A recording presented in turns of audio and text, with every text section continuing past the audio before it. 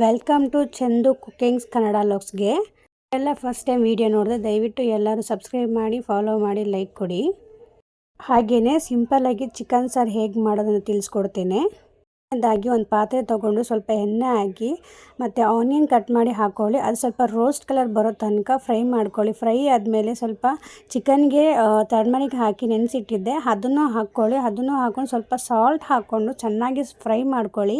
ಯಾಕೆ ಚಿಕನ್ಗೆ ಸಾಲ್ಟ್ ಹಾಕ್ತೀವಿ ಅಂದರೆ ಮೊದಲೇ ಸ್ವಲ್ಪ ಸಾಲ್ಟ್ ಹಾಕಿದ್ರೆ ತುಂಬ ಟೇಸ್ಟಾಗಿರುತ್ತೆ. ಅದ್ರ ಜೊತೆಗೆ ಟರ್ಮರಿಕ್ ಹಾಕಿ ಮೊದಲೇ ಯಾಕೆ ನೆನೆಸಿಟ್ಟಿದ್ದು ಅಂದರೆ ಆ ನೆನೆಸೋದ್ರಿಂದ ಒಂದು ಚಿಕನ್ ಸ್ಮೆಲ್ ಅನ್ನೋದು ಹೋಗುತ್ತೆ. ಅದಾದಮೇಲೆ ನೋಡಿ ಚಿಕನ್ ಚೆನ್ನಾಗಿ ಫ್ರೈ ಆಗಿದೆ. ಈಗ ಅದಕ್ಕೆ ಬೆಳ್ಳುಳ್ಳಿ ಶುಂಠಿ ಪೇಸ್ಟ್ ಹಾಕ್ತೀನಿ. ಯಾಕೆ ಶುಂಠಿ ಬೆಳ್ಳುಳ್ಳಿ ಪೇಸ್ಟ್ ಹಾಕಿದ್ದೀನಿ ಅಂತಂದರೆ ಇದು ಆಲ್ರೆಡಿ ಮನೇಲಿ ಹೋಮ್ ಮೇಡ್ ಮಾಡಿಕ್ಕಿರೋದು. ಸೊ ಆದ್ದರಿಂದ ಅದನ್ನೇ ಹಾಕಿರೋದು. ಸೊ ಶುಂಠಿ ಬೆಳ್ಳುಳ್ಳಿ ಪೇಸ್ಟ್ ಹಾಕಿದ್ಮೇಲೆ ಸ್ವಲ್ಪ ಫ್ರೈ ಆದಮೇಲೆ ಒಂದೆರಡು ಟೊಮೆಟೊನ ಕಟ್ ಮಾಡಿ ಇಟ್ಟಿದ್ದೆ, ಅದನ್ನು ಹಾಕಿದ್ದೀನಿ.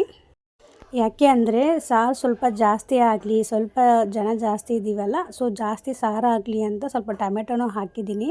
ಜೊತೆಗೆ ಹಚ್ಚ ಖಾರದ ಪುಡಿ ಅದನ್ನು ಹಾಕಿ ಮತ್ತು ಅದ್ರ ಜೊತೆಗೆ ಚೆನ್ನಾಗಿ ಫ್ರೈ ಮಾಡಿಕೊಂಡು ಚಿಕನ್ ಮಸಾಲ ಸ್ವಲ್ಪ ಹಾಕಿದ್ದೆ.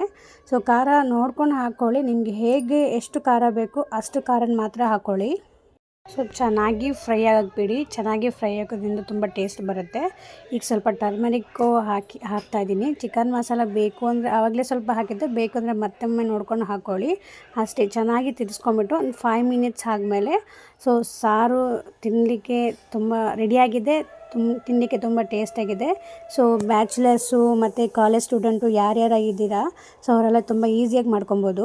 ಒಂದ್ಸತಿ ಟ್ರೈ ಮಾಡಿ, ಹಾಗೆ ಟೇಸ್ಟ್ ಹೇಗಿದೆ ಅಂತ ಕಮೆಂಟಲ್ಲಿ ಹೇಳಿ. ಇಷ್ಟ ಆದರೆ ನೀವು ಒಂದ್ಸಲ ಟ್ರೈ ಮಾಡಿ. ಹಾಗೆ ಸಬ್ಸ್ಕ್ರೈಬ್ ಮಾಡೋದು ಮರಿಬೇಡಿ.